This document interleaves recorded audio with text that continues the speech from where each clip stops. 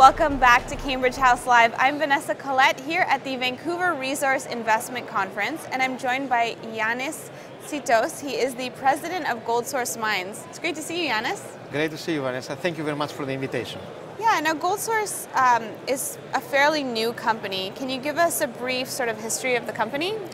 Yes, so the company is the product effectively of an amalgamation that took place in February 2014, where the old Goldsource mines and another issue called Eagle Mountain Gold Corp. Eagle Mountain, that's yes, right. Were merged.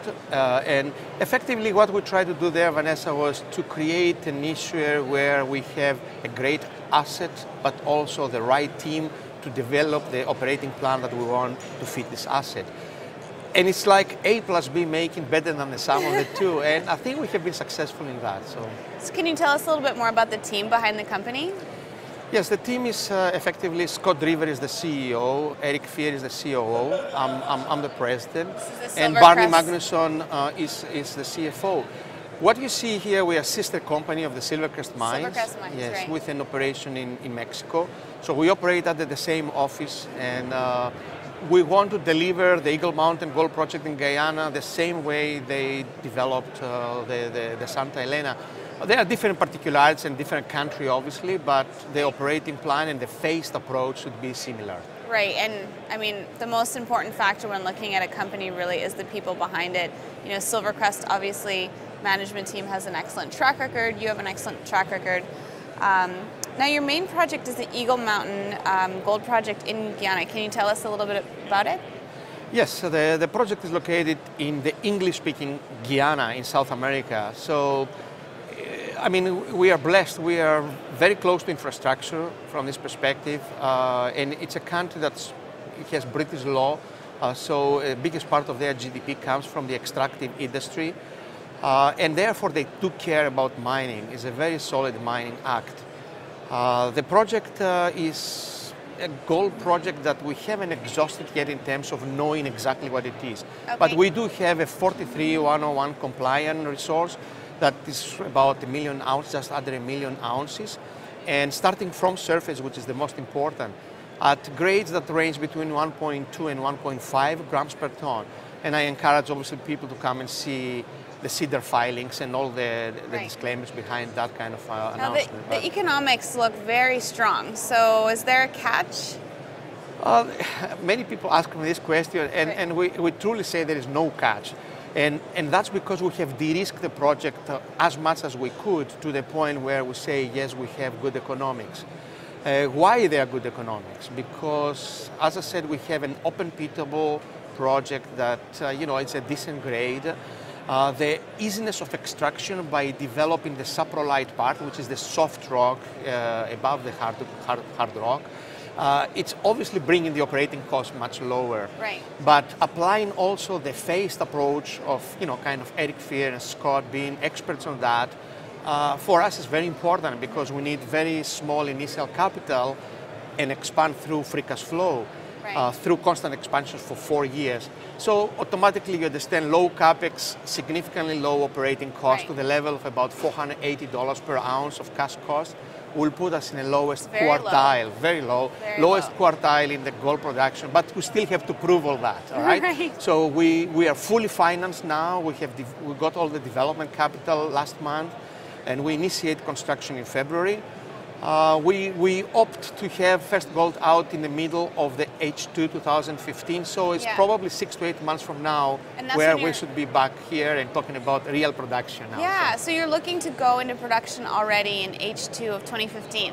Correct, and you know, it's the longest lead items for the plant that we envisage. It's about 16 weeks, but then you need obviously dry runs and transportation to Guyana, but we hope to be definitely within 2015 in the production side. Now, you recently pulled off a pretty remarkable financing, raising $7 million in what some would have considered, you know, less than ideal market conditions. So, you know, how were you able to do that? With a lot of difficulty, I would say. No, the market has gone against us, against every company on the resources side. I mean, we deliver our key news of fully permitting project, the mining license and the PA and all the technical results back in July, August. And By September, we thought we will do the financing much easier, but then the gold price obviously tanked and so on. But we have some very loyal shareholders. We had to talk to people. The story is very robust. And we hope that we have minimized and mitigated a lot of the risks involved. And that's why we managed to do $7.1 million on equity. So the other beauty of the company is starts production without debt. We have zero debt. That's excellent. Now, what are some of the challenges that you might encounter with a saprolite deposit that's really deep in the jungle? And we're not that deep in the jungle. We are only 43 kilometers from an existing operation called Omai Mine, that was the biggest mine in Guyana, and 6 kilometers from the nearest town of 3,000 people. So it is green forest, but we are not deep in the jungle. But the challenges you face when you have a saprolite project is obviously, I would say, two things. On one side, we have to enhance the operating team. As Eagle Mountain, we used to have a good team in Guyana because we engaged in this project through IAMGOLD and the previous time Cambio. So we effectively got the team that was always working in Guyana on the same project for the last 7 years. But you have to build up this with more engineers and more people, and we are in this critical phase of building up the whole organogram. So that's one of the challenges in delivering an accident-free project, especially when you initiate that. And the other challenge is to stick to what we say on the engineering side and deliver a project at the $650 all in with overheads and sustaining capital on per ounce basis, and that needs, you need to work with the right people and the right approach to do that. So there are some challenges there, but we feel we have a very robust project, we'll do it. Now, Yannis, what kind of company might buy Goldsource mines? Yeah, look, this question I honestly don't know how to answer. I used to work for BHP Billiton. I used to be the business development manager for 9 years, looking in opportunities for the big company to buy smaller companies, like Goldsource Mines. Depends on the timing of your in the cycle and your operating costs and your growth potential, okay? Your pipeline of projects and the whole attitude of the company. You may engage some white knights, but to tell you honestly, we don't think about that. Here we try to build an operator like Silvercrest. We try to build and grow the company organically and also through acquisition of additional projects. Now, as a president, obviously, if one day somebody appears on my door, we have to entertain opportunities. But at the moment, we have a plan and we want to deliver it. Now, as we wrap up, what can investors, look out for? What's the sort of, long-term future of Goldsource look like?